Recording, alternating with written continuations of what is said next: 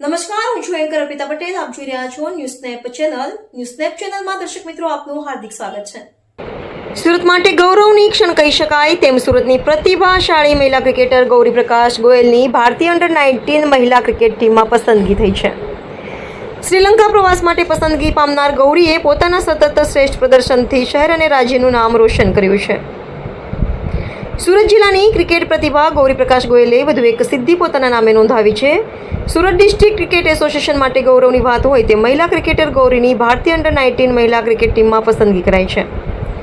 શ્રીલંકા પ્રવાસ માટે પસંદ કરાયેલી ભારતીય ટીમમાં સ્થાન મેળવનારી ગૌરી સુરત અને ગુજરાતની ઉભરતી મહિલા ક્રિકેટરોમાં અગ્રેસર માનવામાં આવે છે.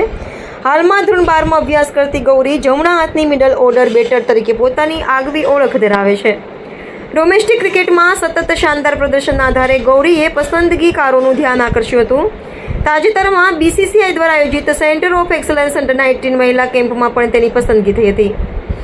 દેશભરના પ્રતિભાશાળી ખેલાડીઓ વચ્ચે ગૌરીએ પોતાના પ્રદર્શનથી અલગ અલગ ઓળખ ઊભી કરી છે. તો ગૌરીની આ સિદ્ધિ બદલ સુરત જિલ્લા ક્રિકેટ એસોસિએશનના હોદ્દેદારોને ક્રિકેટ પ્રેમીઓએ અભિનંદન પાઠવ્યા છે અને આંતરરાષ્ટ્રીય સ્તરે ભારતનું પ્રતિનિધિત્વ કરતી વખતે શ્રેષ્ઠ પ્રદર્શન માટે શુભેચ્છાઓ વ્યક્ત કરી હતી. રિપોર્ટર નૈતિક રેશમવાળા, સુરત. ક્રિકેટ એસોસિએશન તેમજ ગુજરાત ક્રિકેટ એસોસિએશન માટે it's a very proud moment today. Surat તેમજ ગુજરાતના ઇતિહાસમાં પ્રથમ મહિલા ભારતની ટીમમાં પસંદગી પામી છે. મારી સાથે અંડર-19 ઇન્ડિયન વિમેન્સ ટીમમાં પસંદગી પામનાર મહિલા player miss Gauri Goyal, she is with મી.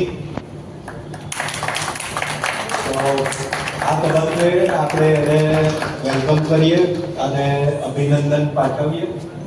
એસડીસીના માનદ મંત્રી Shri Hiteshbhai, senior vice president Shri Amitbhai Gajjar,